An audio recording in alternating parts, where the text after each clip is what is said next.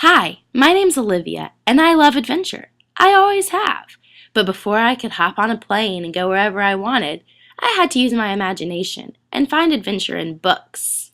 Each story has shaped me and made up what I like to call my reading adventure. I was blessed to have two parents who loved to read. They shared that reading with me and my siblings. Even though I was a hard-headed child, they persisted and encouraged even though I resisted. We read classics like The Very Hungry Caterpillar by Eric Carle or Goodnight Moon by Margaret Wise Brown. These were classics in my house. Together, we would read stories out of the children's Bible, and we would learn of the awesome God that we serve. However, I was still a stubborn child and didn't find enjoyment in reading by myself. However, that changed in my early middle school years when I fell in love with the Life of Faith series. It was 8 books that followed Elsie Dinsmore through her life and her everyday struggles. It was set in the pre-Civil War time, which inspired me to start studying history and understanding it. I loved this series. I fell in love with Elsie and her family.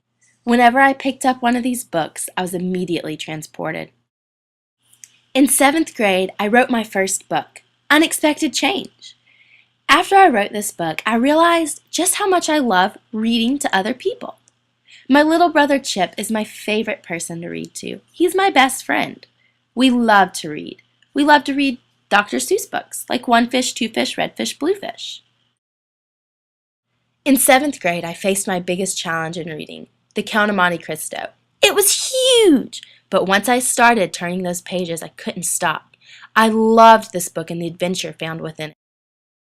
But that passion I began to develop was soon squashed in 10th grade. My teacher made us read books like Their Eyes Are Watching God or The Life of Frederick Douglass. These are great books, but they only were what she wanted to read. She didn't let us choose, and they were all one-sided. Finally, I had just given up. I didn't find passion in reading anymore. But when we picked up A Tale of Two Cities, I was immediately transported into Paris, listening as the revolution was going on in France. I loved it. I loved the adventure. Also, in The Great Gatsby, I just imagined myself in West Egg, living next to him. But after once again finding my adventure in books, I came to college, where life got busy, hectic, and it was just information overload. No matter how hectic life got, there was always one book. It was the Bible. No matter the circumstance, I could always find joy, peace, or comfort in these words. Through continued study, I learned of the amazing God that I serve, just as I did when I was a child. My faith, my love for adventure, and my love for history have all been combined in one of my favorite books of all time, The Hiding Place by Corrie ten Boom. It's a very sad story of a survivor of the Holocaust, but it has challenged me on so many different levels.